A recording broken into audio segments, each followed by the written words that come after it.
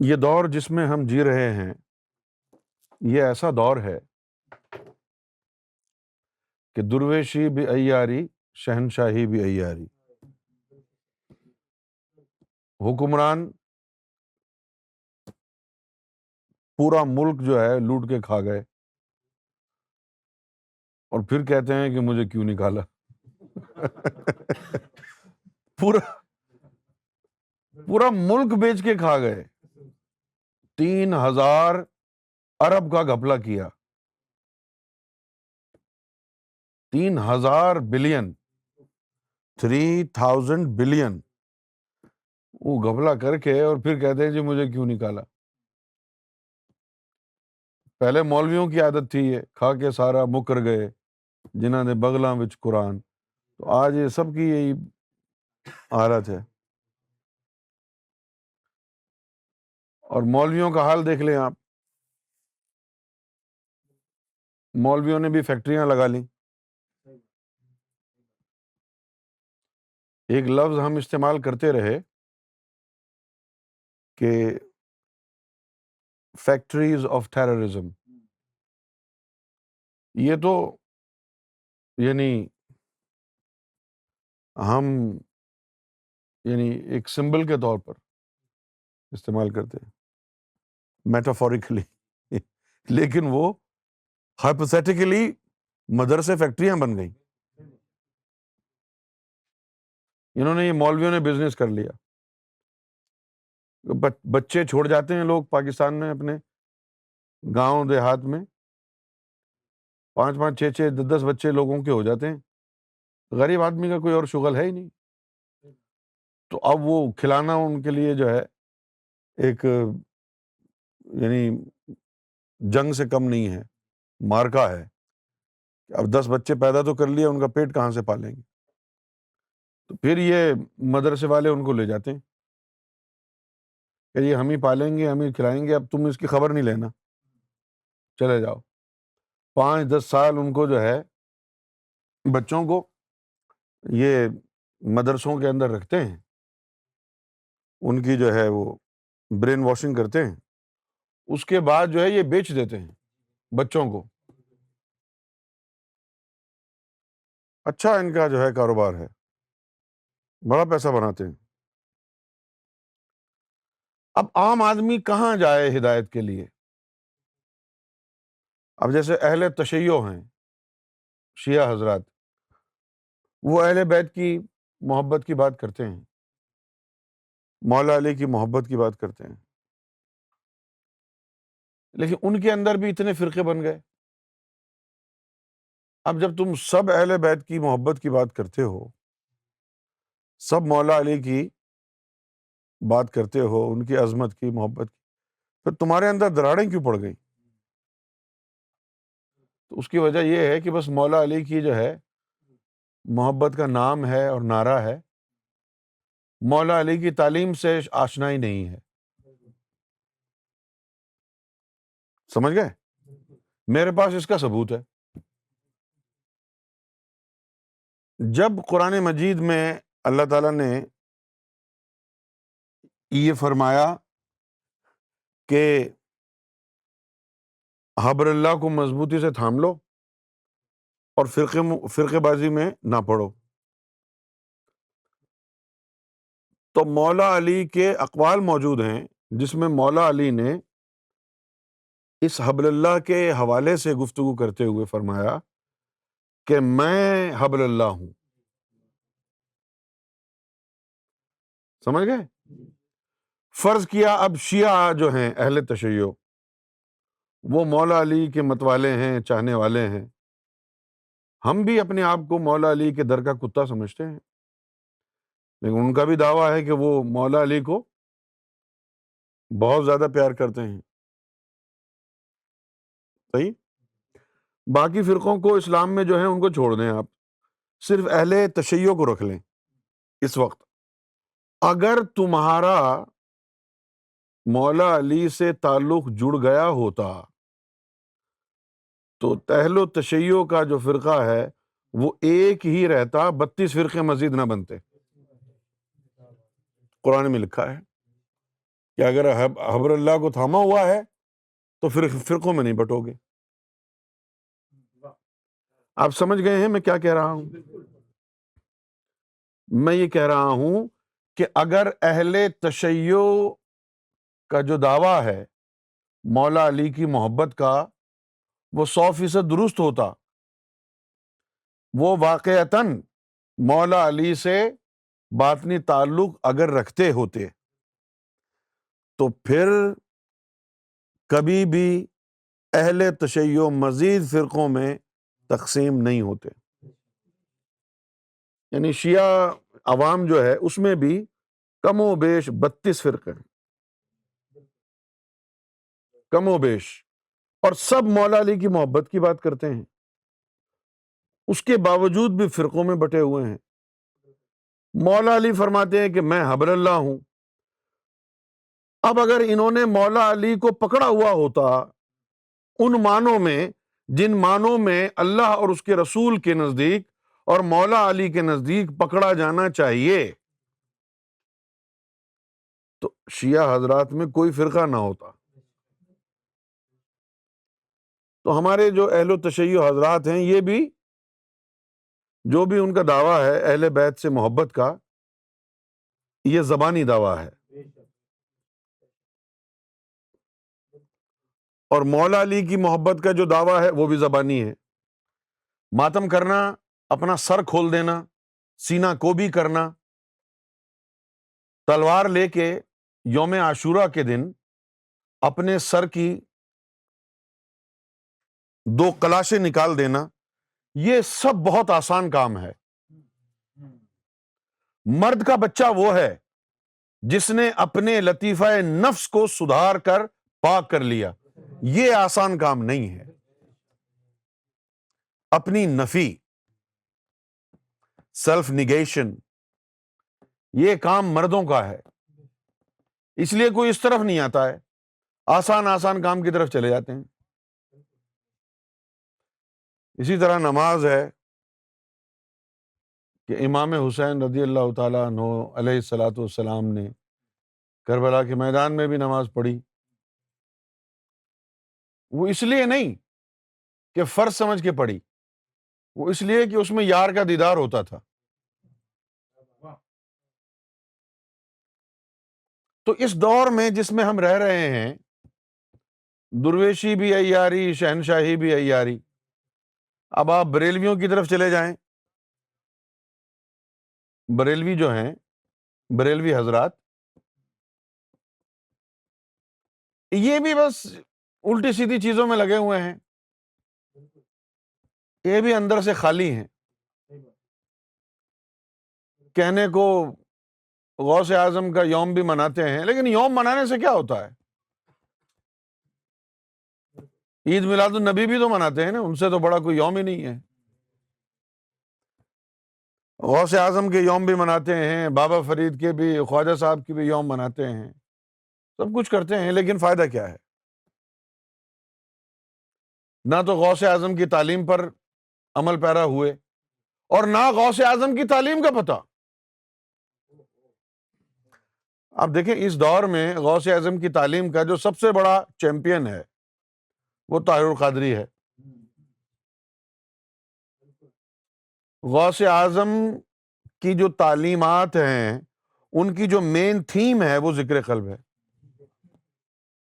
اور طاہر القادری صاحب ذکر قلب کے جو ہے وہ منکر ہیں کہ ایسی کوئی چیز ہی نہیں ہوتی زمانے میں۔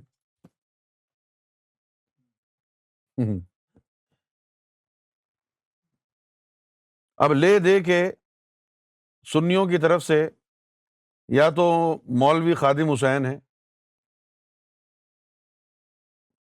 یا پھر آپ جو ہے وہ مولانا الیاس قادری کی طرف آ جائیں جو شیخ طریقت کہلاتے ہیں،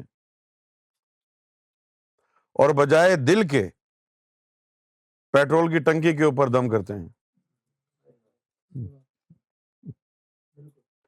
ایسی بےہودہ باتیں کرتے ہیں کہ بھئی پیٹرول کی ٹنکی پر دم کروا لو، 30% پیٹرول میں جو ہے اضافہ ہو جائے گا۔ یہ 30% کی کیلکولیشن کہاں سے آئی ہے؟ قرآن یا اللہ کا نام پڑھنے سے جو برکت ہوگی تو وہ تو پوری ہوگی نا. بھئی واقعی آپ کوئی روحانی عمل کر رہے ہیں تو اس کا تو جو ہے کم سے کم یہ تو ہونا چاہیے کہ ٹینک خالی ہے، پھر آپ دم کر کے گاڑی چلائیں. پیٹرول ڈلوا کے پھر اس میں برکت ہوگی، یعنی خالی ہوگا تو پھر عمل کام نہیں کرے گا. فضول باتیں ہیں یار. یہ کیا رکھا ہے ان باتوں میں سوائے اس کے کہ لوگوں کو بیوقوف بنایا جا رہا ہے. اور اب وہ نعت شریف پڑھی جاتی ہے اور اس کے اوپر ڈانڈیا کا ڈانس ہوتا ہے. یہ خرافات ہیں. نبی کریم صلی اللہ علیہ وسلم کی نعت شریف کی آڑ میں یہ خرافات ہیں نا. کہاں ہے دین ہمارا؟ یہ بریلویزم تو ابھی نکلا ہے، بمشکل 30 سال ہوئے ہیں اس کو آگے بڑھے ہوئے. شروع سے جس کا اجماع جو رہا ہے امت کا، وہ رہا ہے اہل سنت والجماعت پر. اور یہ کوئی فرقہ نہیں تھا، یہ اللہ کے رسول کی سنت پر جمع ہونا، اس کو اہل سنت والجماعت کہتے ہیں. یعنی نبی پاک صلی اللہ علیہ وسلم کی سنت پر اجماع قائم ہو جائے. اب جب حضور کی سنت کا ذکر آ گیا تو پھر آپ قرآن اس میں شامل سمجھیں، کیونکہ حضور کا جو عمل ہے، قرآن جو ہے وہ تھیری ہے اور حضور کا جو عمل ہے وہ قرآن کا پریکٹیکل ہے. یعنی جتنی یہ جو ولایت چلی ہے یہ اہل سنت والجماع میں چلتی آئی ہے. اس کے بعد جو احمد رضا خان فاضل بریلوی رحمۃ اللہ علیہ، اشرف علی تھانوی اور یہ احمد رضا خان صاحب، یہ دونوں جو ہے دارالعلوم دیوبند کے شاگرد تھے. دیوبند انڈیا میں ایک شہر کا نام ہے. دیوبندی کوئی عقیدہ نہیں ہے. آپ سمجھ رہے ہیں میری بات کو؟ یہ جو دیوبندی جو ہوتا ہے، دیوبندی کوئی عقیدے کا نام نہیں ہے. دیوبند ایک جگہ کا نام ہے. جس طرح پاکستان میں بھی بہت سارے علاقے ہیں، جس طرح ٹوبا ٹیک سنگھ. کیوں؟ اب ٹوبے کا کیا مطلب ہے؟ گڑھا. ٹیک سنگھ نام ہے کسی سردار جی کا. اسی طرح وہ دیوبند کوئی مقام ہے جہاں کوئی دیوبند ہوگا. اس میں یہ دونوں شاگرد تھے، اکٹھے تھے.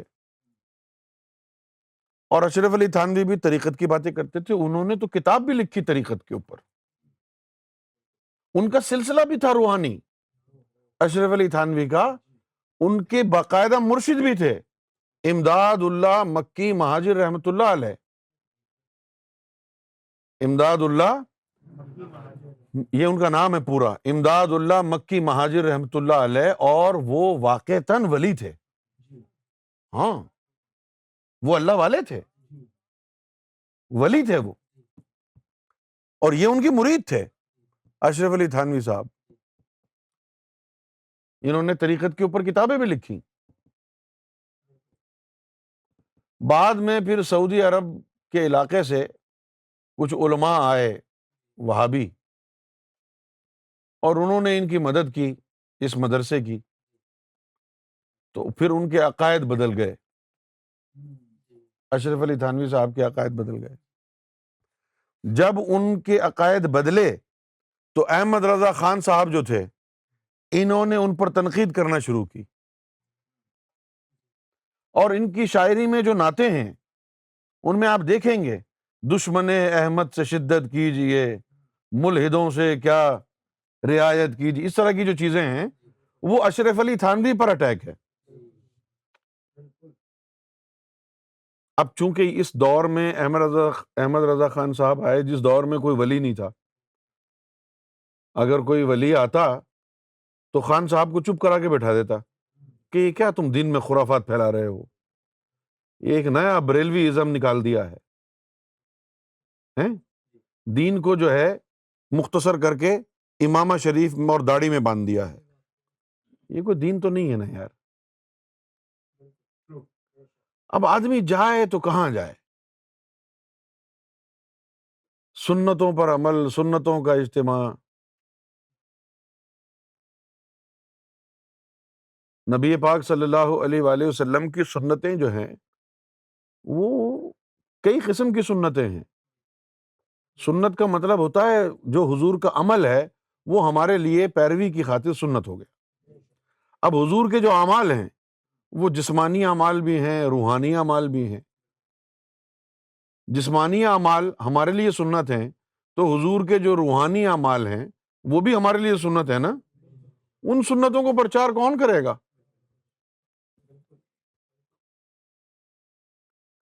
ایک حدیث کو لے کے بہت آگے چلے یہ کہ جس نے میری ایک سنت کو زندہ کیا اس کو 100 شہیدوں کا ثواب ملے گا. تو انہوں نے جو ہے وہ داڑیاں رکھوانا شروع کر دی. داڑھی تو مری نہیں تھی سنت،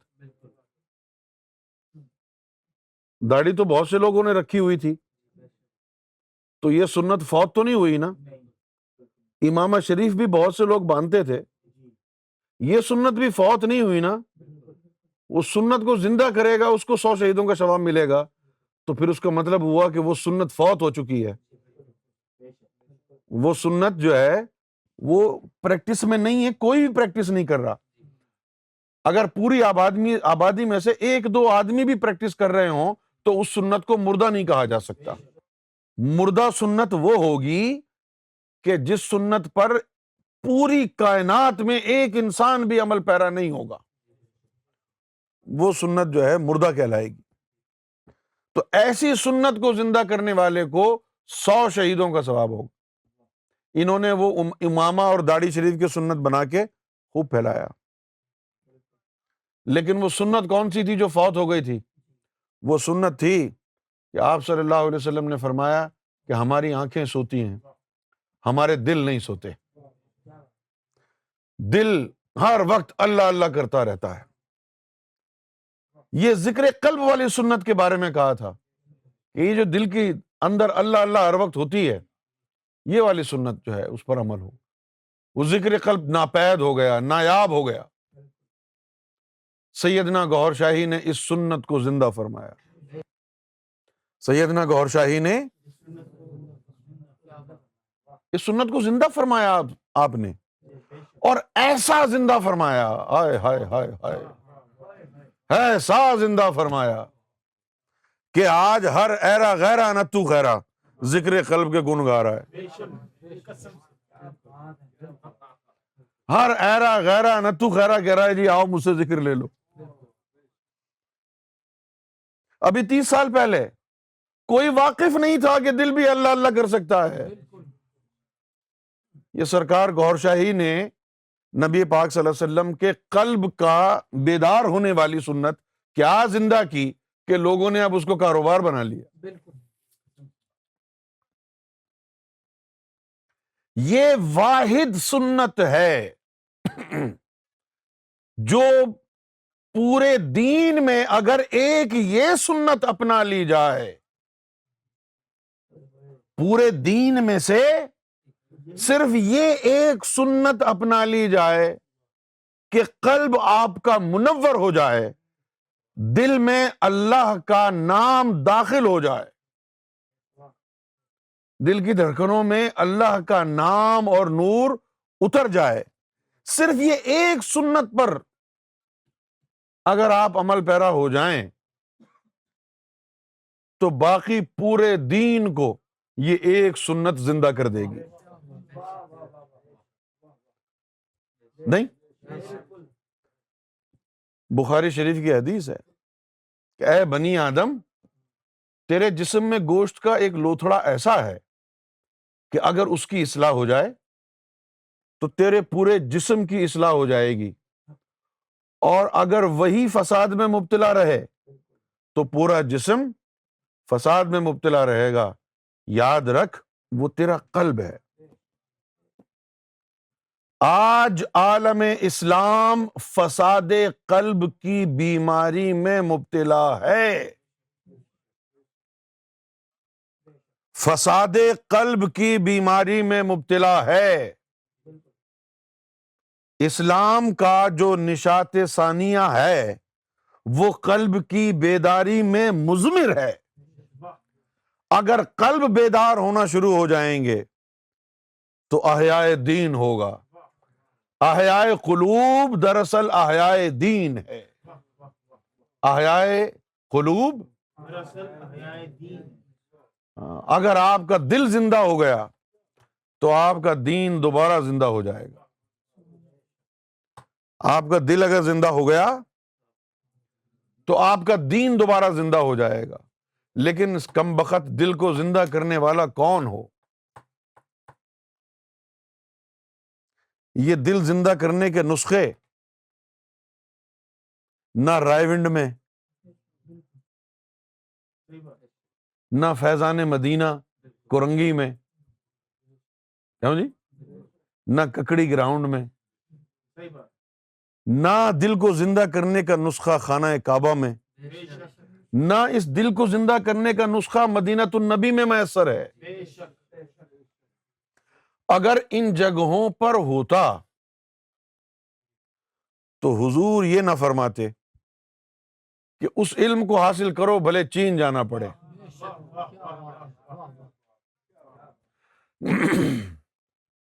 اگر وہ قرآن مجید کی تلاوت سے دل زندہ ہو جاتا تو یہ کیوں کہتے کہ بھلے چین جانا پڑے جاؤ؟ یہ قلب تو زندہ ہوتا ہے ان ہستیوں کی نگاہوں سے کہ جن کی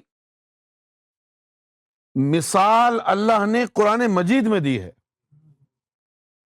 صراط مستقیم کا جب ذکر کیا ہے تو ان کی مثال، ان ہستیوں کی مثال دی ہے کہ تم ان کا راستہ اپنا لو اگر صراط مستقیم چاہتے ہو۔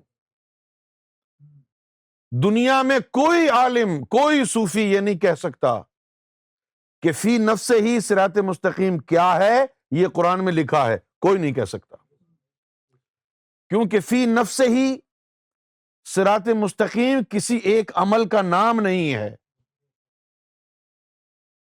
قرآن نے اپنے پسندیدہ لوگوں کا راستہ صراط مستقیم قرار دیا ہے۔ اہدنا الصراط المستقیم، ہمیں ڈائریکٹ کر اسٹریٹ پاتھ کی طرف، ڈائریکٹ کر، ہدایت دے، ڈائریکٹ کر۔ صراط الذین، اب راستہ بھی کچھ لوگوں کا ہے، یہ سب کا نہیں ہے۔ صراط الذین، وہ صراط مستقیم کن لوگوں کا راستہ ہے؟ انعمت علیہم، جن کو تو نے اپنی نعمت سے نوازا ہے، ان کا راستہ صراط مستقیم ہے۔ غیر المغضوب علیہم، یہ راستہ صراط مستقیم کا ان لوگوں کا راستہ نہیں ہے جن سے آپ ناراض رہتے ہیں، جن پر اللہ کو غصہ آتا ہے نا، صراط مستقیم ان کا راستہ نہیں ہے۔ جن پر اللہ کو غصہ آتا ہے ان کا راستہ نہیں ہے۔ اب اللہ تعالیٰ کو غصہ کیوں آتا ہے؟ کن پر آتا ہے؟ یہ جو لفظ ہے نا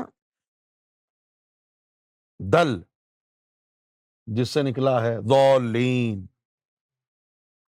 اس کا مطلب ہوتا ہے اسٹرینڈڈ، بھٹکا ہوا ہونا۔ بھٹکا ہوا کب ہوتا ہے آدمی؟ کبھی ادھر دیکھ رہا ہے کبھی ادھر دیکھ رہا ہے، جب اس کو پتہ نہیں ہوتا کہ اس نے جانا کہاں ہے، یعنی کنفیوزڈ ہوتا ہے۔ اور بھٹکے ہوئے وہی رہتے ہیں جن پر اللہ کو غصہ آتا ہے، جن کے اوپر اللہ کو، تو وہ بھٹکے رہتے ہیں۔ ان کو ہدایت کیوں نہیں ملتی؟ اللہ ان سے ناراض ہے، اللہ کو ان کے اوپر غصہ ہے۔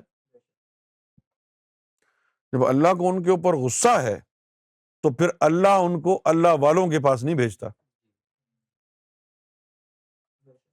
اللہ ان کو اللہ والوں کے پاس نہیں بھیجتا ہے۔ بالکل صاف صاف قرآن مجید نے تصوف کے ذریعے اسلام کو اختیار کرنے کا طریقہ بیان کر دیا ہے، لیکن جن کے دلوں میں جہنم جل رہا ہے، جن کے دماغوں میں بت خانے بنے ہوئے ہیں، جن کے مقدر میں ضلالت لکھی جا چکی ہے، وہ قرآن مجید کو نہ سمجھنا چاہتے ہیں، نہ سمجھانا چاہتے ہیں، نہ ان کو یہ منظور ہے کہ کوئی اور عوام کو قرآن سمجھا دے۔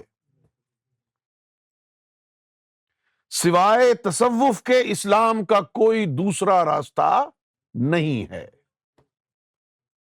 تصوف کے علاوہ اسلام کا دوسرا راستہ نہیں ہے۔ تصوف کے بغیر آدم کا دین بیکار رہتا، تصوف کے بغیر ابراہیم کا دین بیکار رہتا، تصوف کے بغیر موسیٰ کا دین بیکار، تصوف کے بغیر عیسیٰ کا دین بیکار رہتا۔ اور جب تصوف اسلام سے نکلا تو دین اسلام 73 فرقوں میں بٹ گیا۔ دوبارہ اسی امت کے لباس میں اٹھنا چاہتے ہو اور اوج ثریا پر مقیم ہونا چاہتے ہو تو تصوف کو اپنانا ہوگا۔ خوش قسمتی کی بات یہ ہے کہ تصوف کتابوں میں نہیں، ہستیوں میں، ان کے وجود، ان کی نظروں میں، ان کے سانسوں میں، ان کے لفظوں میں، ان کی صحبت میں ملتا ہے۔ یہ تصوف کا راستہ سینے میں موجود روحوں کی بیداری ہے، شرح صدر ہے۔ سینے میں جو راز بند ہیں، لطیفہ روح، لطیفہ قلب، لطیفہ خفی، لطیفہ اخفا اور لطیفہ سری، ان تمام روحوں کو اللہ کے نور سے بیدار کرنا، اس سینے سے نکال کے ان کو باطن کی پرواز میں چھوڑ دینا۔ محبت مجھے ان جوانوں سے ہے جو ڈالتے ہیں ستاروں پہ کمند، یہ علامہ اقبال نے کہا۔ آج کے دور میں اگر آپ کو صحیح اسلام نظر آئے گا تو وہ سیدنا گوہر شاہی کے غلاموں کے اندر نظر آئے گا، کیونکہ تصوف صرف وہاں ہے، باقی تو نقالیے رہ گئے ہیں، بدبخت رہ گئے ہیں۔ زبانی دعویٰ ہی اگر کرنا ہے تو پھر فرق نہیں پڑتا کہ مولا علی کہو یا اللہ کا نام لو، زبان سے جو بھی کچھ کہا گیا وہ مولا علی کا نام ہو یا رسول اللہ ہو یا اللہ کا نام ہو، زبانی کوئی فائدہ نہیں ہے اس وقت تک جب تک زبان کے ساتھ دل بھی نہ بولنا شروع کر دے۔ اقرار باللسان تصدیق بالقلب، یہ اسلام کی صحیح تشریح ہے۔ اور جنہوں نے صرف اقرار باللسان کے اوپر ہی اکتفا کیا ہوا ہے اور قلب تک نہیں پہنچے، دل کو اللہ اللہ میں نہیں لگایا، دل کو کلمہ نہیں پڑھایا، نفس کو پاک نہیں کیا، تو پھر ان کے جتنے بھی اعمال ہیں وہ ان کو مزید ذلیل و رسوا ہی کریں گے۔ قرآن مجید میں اللہ تعالیٰ نے فرمایا کہ فویل للمصلین، کہ وہ نمازی جو ہیں وہ تباہ ہو جائیں گے، وہ نمازی تباہ ہو جائیں گے۔ ایک تو بے نمازی ہے، بے نمازی کا تو ذکر ہی نہیں ہے، یہ نمازیوں کی تباہی ہے۔ فویل للمصلین، وہ نمازی تباہ ہو جائیں گے۔ کون سے نمازی؟ کہ الذین عن صلاتہم ساہون، کہ وہ نمازی تباہ ہو جائیں گے کہ جو نماز کی حقیقت سے آشنا ہی نہیں تھے، جو نماز کی حقیقت سے واقف نہیں تھے، ایسے سارے نمازی تباہ ہو جائیں گے۔ فویل للمصلین الذین هم عن صلاتہم ساہون الذین هم یراؤون، اور یہ لوگ صرف دکھاوا کرتے تھے۔ بھئی ہم تو یہ سمجھے تھے کہ مولوی صاحب نے نماز پڑھا دی، سمجھا دی، پڑھ لی، ہو گئی۔ اب یہ کیسے پتہ چلے گا کہ میرا شمار ان نمازیوں میں نہیں ہے جو تباہ ہو جائیں گے؟ اور پھر نماز کی حقیقت کیا ہے جس سے ہمیں واقف ہونا ضروری ہے، جس کے بغیر نمازیں ہمیں تباہی میں لے جائیں گی؟ یہ آج کوئی مولوی نہیں سکھا رہا، بس وضو کے مسائل ہیں، تلاوت کا طریقہ ہے، رکوع سجود کا طریقہ ہے۔ کیا نمازوں کی حقیقت یہی ہے؟ رکوع سجود کا طریقہ سیکھ لینے میں، تلاوت قرآن کر لینے میں؟ بڑی خوبصورت خوبصورت آواز والے لوگ ہیں جو بڑی حسین تلاوت کرتے ہیں قرآن شریف کی، لیکن پھر وہی خوبصورت تلاوت کرنے والے لوگ کبھی اقلام بازی میں پکڑے جاتے ہیں، کبھی زناکاری میں، کبھی فرقہ واریت کو ہوا دینے میں۔ اگر ان کی نمازیں درست ہوتی تو یہ تباہی کی طرف کیوں لے جاتی؟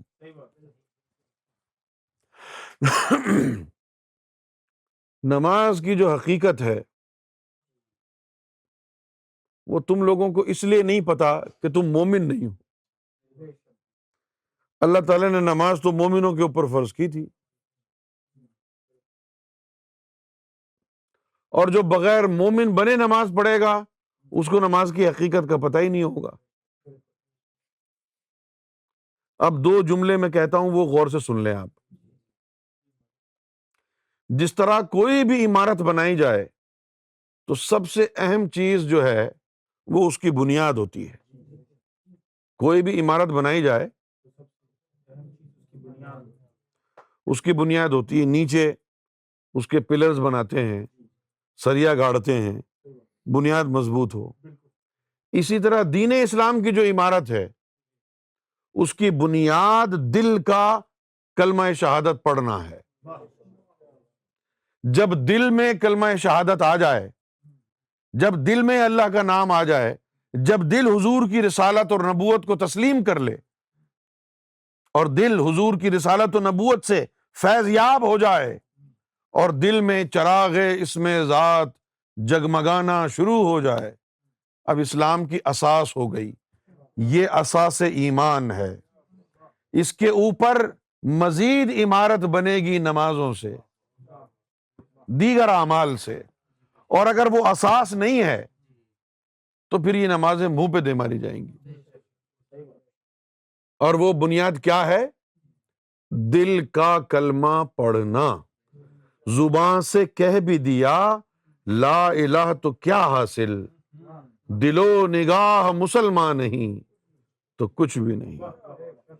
دل بیدار پیدا کر کہ دل خوابیدہ ہے جب تک، دل بیدار پیدا کر کہ دل خوابیدہ ہے جب تک، نہ تیری ضرب ہے کاری نہ میری ضرب ہے کاری۔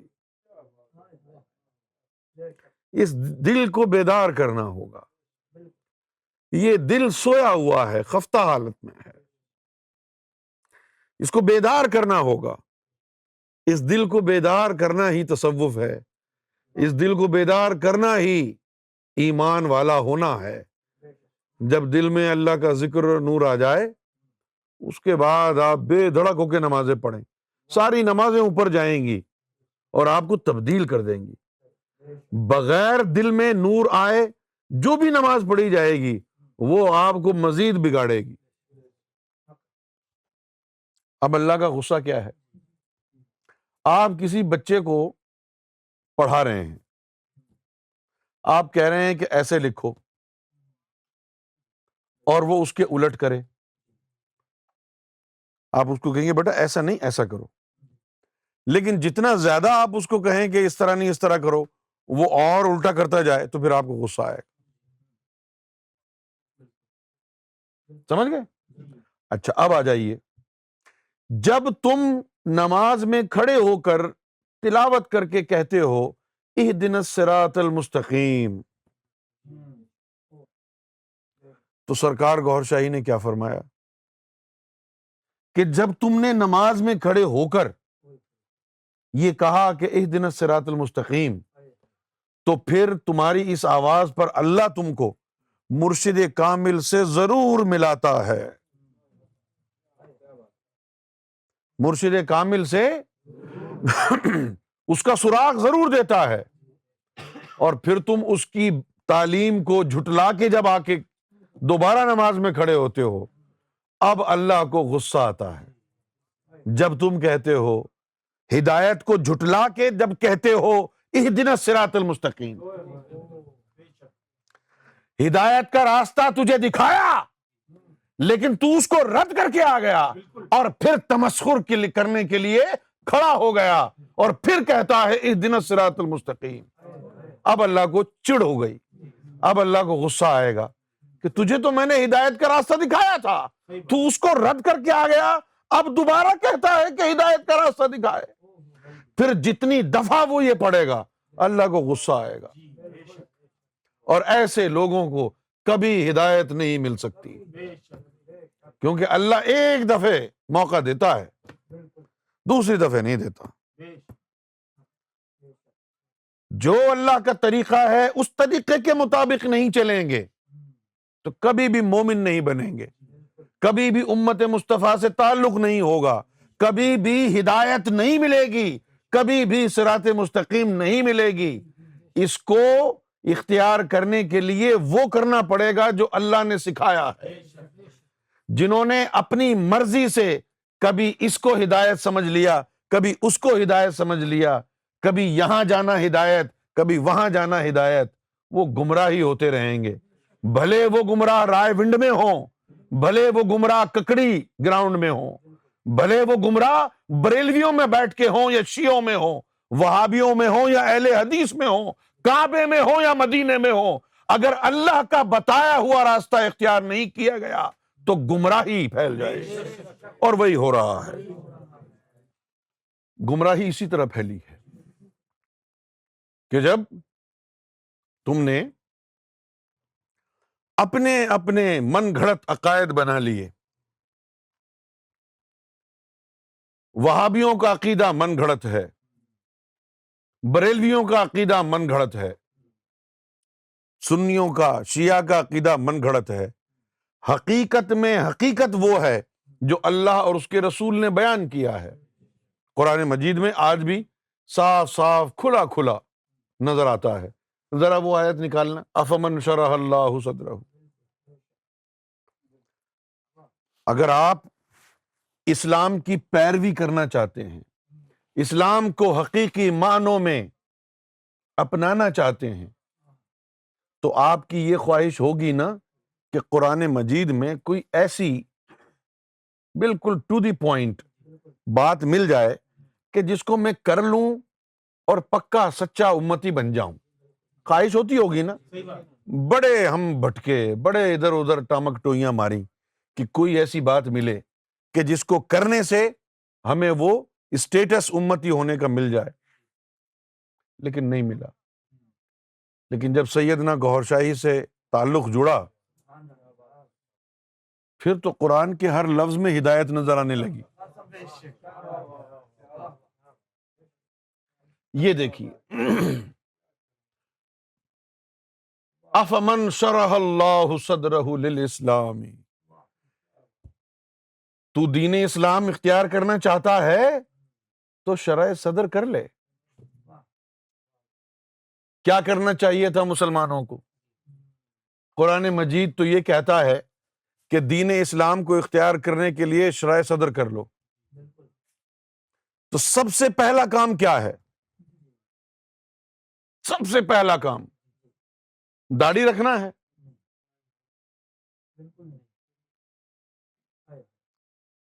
امامہ باندھنا ہے. سب سے پہلا کام تو پھر وہی ہے نا جو اللہ نے قرآن مجید میں اپنے حبیب کے ذریعے بتا دیا ہے، اور وہ ہے شرح صدر کرنا۔ داڑھی تو سکھوں نے بھی رکھی ہوئی ہے، داڑھی تو عیسائیوں نے بھی رکھی ہوئی ہے، یہودیوں نے بھی رکھی ہوئی ہے، نہیں رکھی ہوئی؟ آپ ماسکو چلے جائیں رشیا میں، جتنے بھی وہاں پر عیسائی ہیں، کتنی بڑی بڑی مولویوں جیسی داڑھی رکھی ہوئی ہیں انہوں نے، آرتھوڈاکس کرسچنز کتنی بڑی بڑی داڑیاں رکھی ہوئی ہیں۔ تو داڑھی رکھنے سے کوئی فرق آیا ان کے اندر؟ امامے وہ بھی باندھ لیتے ہیں۔ لیکن یہ بتاؤ کہ کتنی قوموں نے شرح صدر کیا اور پھر بھی وہ سکھ رہے، کتنی قوموں نے شرح صدر کیا اور وہ پھر بھی کوئی یہودی رہا، کوئی عیسائی رہا، شرح صدر تو نہیں ہوا۔ شرح صدر اگر ہو جاتا تو پھر وہ اللہ والا ہو جاتا۔ اگر کسی مولوی کو پتا ہے کہ شرح صدر کیا ہے تو بتا دے، لیکن اس آیت میں اللہ نے بتا دیا ہے افمن شرح اللہ صدرہ للاسلام، اور وہ شخص جس کا اللہ نے سینہ کھول دیا للاسلامی، تاکہ وہ اسلام کو اختیار کر لے، تو پھر کیا ہوگا؟ اس کا نتیجہ کیا ہوگا؟ فَهُوَ عَلَى نُورٍ مِّن رَبِّهِ، تو اگر اللہ نے اس کی شرح صدر کر دی تو وہ اس کو اپنے رب کی طرف سے نور عطا ہو جائے گا۔ تو جو مسلمان سمجھتا ہے اپنے آپ کو اور سمجھتا ہے اللہ نے اس کو اس کی شرح صدر کر دی ہے، تو وہ ذرا یہ بتائے کہ نور کہاں ملا ہے اسے، کہاں ہے اس کا نور؟ ٹھیک ہے؟ اور اس کے بعد کیا کہا ہے؟ اللہ نے تیرا اسلام اختیار کرنا اگر قبول کر لیا ہے تو کیا ہوگا؟ اللہ تیری شرح صدر کرے گا۔ شرح صدر کر دی تو اس کا نتیجہ کیا برآمد ہوگا؟ کہ اللہ کا نور تجھے میسر آئے گا۔ ٹھیک ہے؟ اس کے بعد ان لوگوں کا ذکر ہے کہ جن کا قبول اسلام اللہ نے قبول نہیں کیا۔ صحیح ہے نا؟ پھر ان کا ذکر ہے کہ جن کا اسلام اللہ نے قبول نہیں کیا، ان کا حال کیا ہوگا؟ فویل للقاسیۃ قلوبہم من ذکر اللہ، کہ وہ جو ہے تباہی کا شکار ہو جائیں گے جن کے دل سختی کی وجہ سے ذکر اللہ ان میں سرایت نہیں کر سکا۔ اور اولئک فی ضلال مبین، اور اگر دل میں اللہ کا ذکر سرایت نہ کرے، دل میں اللہ کا ذکر داخل نہ ہو اور کچھ مت دیکھنا اس کی گمراہی کے لیے، یہ ایک بات کافی ہے اس کے گمراہ ہونے کے لیے کہ اس کے دل میں اللہ کا نام داخل نہیں ہوتا۔ کتنے فرقے ہیں جو دلوں میں اللہ کا ذکر داخل کرنے کا نسخہ بتا رہے ہیں، کتنے طاہر القادری ہیں، الیاس قادری ہیں جو دلوں میں ذکر اللہ داخل کرنے کا طریقہ اور نسخہ دے رہے ہیں، کتنے ہیں۔ اصل اسلام کی تعلیم یہی ہے، یہ میرا نقطۂ نظر نہیں ہے، یہ گوہر شاہی کا نقطۂ نظر نہیں ہے، یہ اللہ کا قرآن ہے، وہ قرآن جو اللہ نے اپنے رسول پر نازل کیا۔ یہ قرآن بتا رہا ہے کہ اسلام اصل میں کیا ہے۔ اسلام سنی ہونے کا نام نہیں ہے، وہابی ہونے کا نام نہیں ہے، بریلوی اور شیعہ ہونے کا نام نہیں ہے۔ اسلام اس کا نام ہے کہ تیرا اسلام اللہ نے قبول کیا تو تیری شرح صدر کر دی، اور شرح صدر ہوئی تو تیرے سینے میں نور بننا شروع ہو گیا، ذکر اللہ گونجنے لگا۔ اور جن لوگوں کے دلوں میں اللہ کا ذکر اور نور سرایت ہی نہیں کرتا، وہ کاہے کے مسلمان ہیں؟ سب سے بڑے گمراہ وہ لوگ ہیں کہ جن کے دلوں میں اللہ کا ذکر سرایت نہیں کرتا۔ قرآن مجید نے تو یہ تک کہہ دیا کہ ایسے لوگوں کی پیروی بھی نہ کرو جن کے دلوں کو ہم نے اپنے ذکر سے غافل کر رکھا۔ وَلَا تُطِعْ مَنْ أَغْفَلْنَا قَلْبَهُ عَنْ ذِكْرِنَا، ایسے لوگوں کی پیروی نہ کرو کہ جن کے دلوں کو ہم نے اپنے ذکر سے غافل کر رکھا ہے۔ یہ کون سا اسلام ہے جس کی آج لوگ پیروی کر رہے ہیں؟ یہ کون سا اسلام ہے جس میں کبھی امامہ کالا ہے، کبھی سفید ہے، کبھی ہرا ہے، جس میں سارا کا سارا زور کپڑوں پر ہے، داڑھیوں پر ہے، شرح صدر کے اوپر تو کوئی تقریر ہی نہیں ہے، شرح صدر کی تو کوئی بات ہی نہیں ہے، اور پھر کہتے ہیں ہم قرآن و سنت کے مطابق درس دے رہے ہیں۔ قرآن و سنت کے مطابق درس دے رہے ہیں تو شرح صدر کیا ہوتی ہے اس کا کوئی نسخہ بتائیں، لوگوں کا شرح صدر کریں، لوگوں کو نور کا راستہ بتائیں، لوگوں کو وہ نسخہ دیں جس سے شرح صدر ہو جائے، جس سے ذکر اللہ ان کے قلب میں داخل ہو جائے، وہ نسخہ ان کو دیں۔ وہ نسخہ تو ہے ہی نہیں، وہ نسخہ تو یہاں ملتا ہی نہیں، وہ نسخہ تو مدینے میں ملتا ہے، اور مدینے میں اس جگہ ملتا ہے جہاں پر سینہ مصطفیٰ ہے۔ وہ مدینہ ضروری نہیں ہے کہ مدینے میں ہی ہو، وہ مدینہ جو ہے اجمیر شریف میں بھی ہو سکتا ہے، وہ مدینہ لاہور میں بھی ہو سکتا ہے، وہ مدینہ گجرانوالہ میں بھی ہو سکتا ہے، کراچی میں بھی ہو سکتا ہے، وہ مدینہ جو ہے آزاد کشمیر میں بھی ہو سکتا ہے۔ کیوں ہو سکتا ہے ان جگہوں پہ؟ کہ مدینہ مدینہ والے سے ہے، جس کے سینے میں مدینے والا آ گیا اس کا سینہ مدینہ بن گیا، اب وہ متحرک مدینہ ہے، چلتا پھرتا مدینہ ہے۔ اور یہ جو آج کے فرقے ہیں، اپنے ایمان سے بتاؤ یہ کوئی شرح صدر کی بات کرتا ہے؟ وہ کتنا بڑا افلاطون بیٹھا ہوا ہے منہاج القرآن کا طاہر القادری، تصوف پر گفتگو کرتا ہے، دماغ میرے سر میں درد ہو جاتا ہے اس کی گفتگو سن لیں اگر، سر میں درد ہو جاتا ہے۔ لطیفہ قلب عالم ملکوت کی مخلوق ہے، وہ کہتا ہے کہ وہ جو ہے تیر سیر کے لیے عالم جبروت میں جاتی ہے۔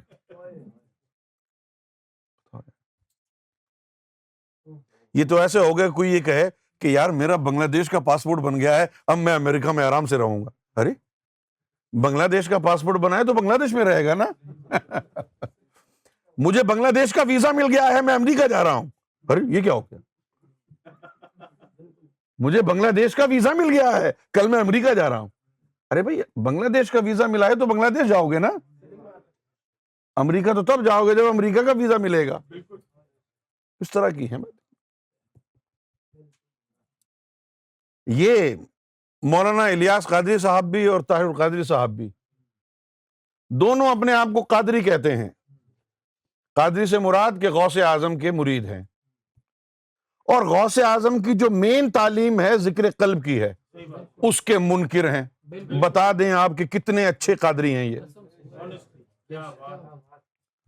وہ جو مولانا خادم حسین جب للکار کے کہتا ہے او کینیڈا کے دلے، تو وہ صحیح کہتا ہے بیچارہ، وہ صحیح کہہ رہا ہے نا۔ انہوں نے تو تصوف کا بیڑا غرق کر دیا، نہ جانے کہاں کہاں سے فضول باتیں لے کے آ گئے اور اس کو تصوف کا نام دے دیا۔ تصوف یہ تھوڑی ہوتا ہے، تصوف تو دین کی روح ہے، تصوف کے بغیر دین ہے ہی نہیں، تصوف کے بغیر دین کا وجود ہی نہیں ہے، تصوف کے بغیر دین کا وجود ہی نہیں ہے۔ تصوف ہے تو ایمان ہے، تصوف نہیں ہے تو کوئی ایمان نہیں ہے۔ یہ تصوف کی وہ تعلیمات ہیں کہ جن تعلیمات کو حاصل کرنے کے لیے موسیٰ علیہ السلام خضر کے پاس گئے تھے۔ تصوف ایسی چیز ہے کہ جو ایک نبی کو بھی ایک نقیب اولیاء کے سامنے کھڑا کر دیتا ہے۔ تصوف اون کے کپڑے پہننے کا نام نہیں، چوغے اور کلاوے پہننے کا نام نہیں، تصوف ترکی کی ٹوپی پہننے کا نام نہیں ہے، تصوف جو ہے بلند آواز ہو کر کے ذکر کرنے کا نام نہیں ہے، تصوف صفائے قلب سے ہے، جو قلب کی بیداری میں کامیاب ہو جائے وہ صوفی کہلاتا ہے، اور جس کو قلب کی بیداری کا کوئی عطا پتہ ہی نہیں ہے، ادھر ادھر کے ٹامک ٹوئیاں مار رہا ہے اور فساد قلب کا علاج بتا رہا ہے قبرستان جانے کو، موت کو یاد کرو قلب پاک ہو جائے گا۔ موت کو یاد کرنے سے جس کا قلب پاک ہو جائے تو زندگی کا نام لینے سے ناپاک ہو جائے گا۔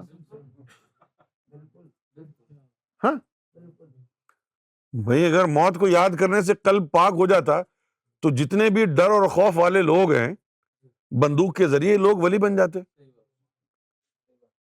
نہیں؟ اگر موت کے ذکر سے، موت کے خوف سے قلب پاک ہو جائے تو ایک ایک کلاشنکوف سب کی کنپٹی پہ رکھ دو، خوف میں مبتلا ہو جائیں گے، قلب پاک ہو جائے گا۔ نہیں، یہ سرکار گوھر شاہی کا کرم ہے کہ آپ نے 400 سال کے بعد آ کر، 400 سال سے کوئی کامل ذات نہیں آیا تھا، آپ نے آ کر اسلام کی صحیح تشریح بیان کی، بتائی اور عطا کی ہے، بیان کی، بتائی اور عطا کی ہے۔ ذکر الہی کا صرف ذکر نہیں کیا، ذکر الہی دل میں بسا دیا ہے۔ ایمان کا صرف ذکر نہیں کیا، ایمان دل میں داخل اپنی نظروں سے فرما دیا ہے۔ یہ تصوف کی تعلیم ہے، یہ وہ تعلیم ہے کہ جس میں انسان کا اپنا کوئی عمل دخل نہیں ہے، جو مدرسوں میں نہیں مل سکتی، جس میں مرشد کی مرضی نہیں چلتی، اس میں اللہ تعالی کی رضا چلتی ہے۔ جس کو اللہ چاہتا ہے، جس کا انتخاب اللہ کرتا ہے، مرشد کامل تصوف اس ہی کو سکھاتا ہے۔ جس کو اللہ ہدایت نہ دینا چاہے، مرشد کامل اس بندے کو اپنے پاس بیٹھنے نہیں دیتا، کوئی نہ کوئی ایسی غیر شرعی حرکت کر کے بھگا دیتا ہے۔ قرآن مجید میں آیا یہدی اللہ لنورہ من یشاء، کہ اللہ تعالیٰ جس کو چاہتا ہے اس کو نور سے ہدایت دیتا ہے، سب کو نور کی ہدایت نہیں ملتی ہے۔ نور سے ہدایت لینے کا طریقہ یہ ہے کہ پہلے اس میں ذات کے لیے اپلائی کیا جائے، اس میں ذات کا اذن لے لیں، 3 دفعہ اقرار کریں، اللہ اللہ اللہ، پھر سرکار گوھر شاہی آپ کی فائل کو اللہ تک پہنچائیں، اور جب اللہ کی طرف سے منظوری ہو جائے اس کے بعد نظر گوھر شاہی سے آپ کا دل اللہ اللہ میں لگ جائے، اب آپ کا دین زندہ ہو گیا۔ یہ میں نے نہیں، قرآن مجید کی تشریح بیان کر رہی ہے کہ اسلام قبول اس کا کرے گا اللہ کہ جس کی شرح صدر ہوگی۔ یہ میری بات نہیں ہے، یہ قرآن مجید کا فلسفہ ہے۔ اگر کسی کے ذہن میں کوئی سوال ہے تو کرے۔